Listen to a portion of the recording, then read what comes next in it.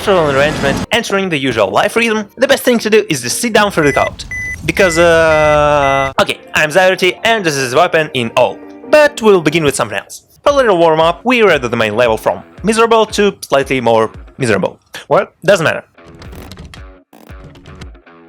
Taking into account my laziness or my complete confidence in the need for uniformity of the aesthetic style of the work, it would be wonderful to make a fixed perfect pixel art grid, for which the pixel perfect camera is perfect. This is a very interesting modification, which allows you to reduce the resolution of the camera and then increase it with accurate edges of the pixels. But first, I need to make some measurements. 20 minutes later. I had to count everything with my hands. Next. We get the treasured numbers, 384 by 216 pixels. We enter these values here, and turn on Run in Editor.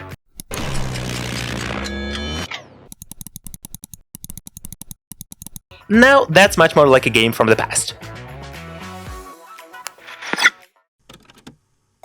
However, if the character is only in one location, limited by one screen, this should be justified, but in the conditions of the isometric shooter, it will be strange.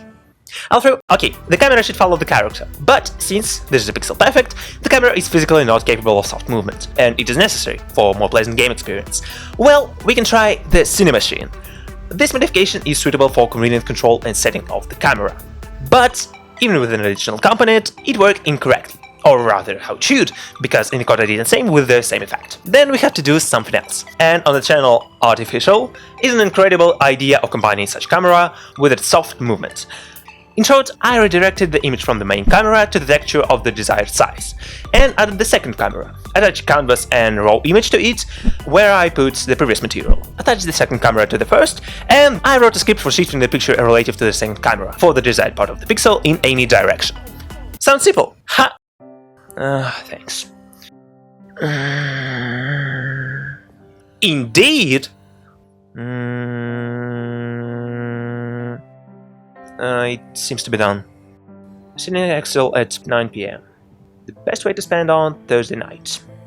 It took 3 weeks. Never say that something is simple, because it's not. I wanna die. And yet no one sees making the level collision. Later. So, what was that? Proper sorting of layer. I also decently looked through it. And I found an awesome solution. This script. It's not mine, I took it from Harbor, and the author gets my respect and regards. There's a solution to display objects on different heights, and an approach about what to do with the limitation of the system. Either not to cross it, or not to make complex tricks with the perspective in the points of the junction of the maximum values. Then we have a strange bag of animations. And it turned out not to be the problem of the new Unity input system that it thought it was, but the problem on the side of the animations, that just didn't have time to register that change so quickly, and glitched. For fixing this, I simply added a small delay. Haven't rewritten the entire code responsible for this several times, but it shouldn't be very long, so I think it will eventually be noticeable.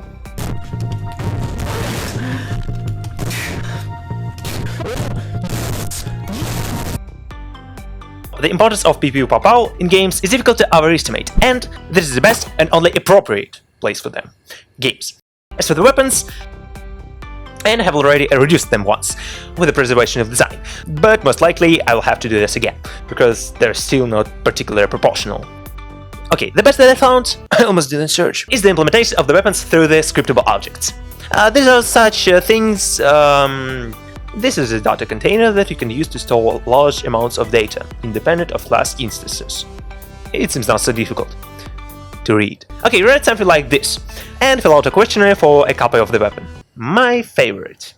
After we use this data in code with the reference to the object we need, the weapon says that it shoots. We add a place for the muzzle and make so that it really shoots. It is doubtfully without effects, and the contrast isn't good. We'll fix everything. It also transferred the object that it hit him. For example, we fire the wall, the bullet writes that it got into the wall, and it hurts. Why you bully me? So, we continue to play with camera. The first thing I can do is a small prediction of movement.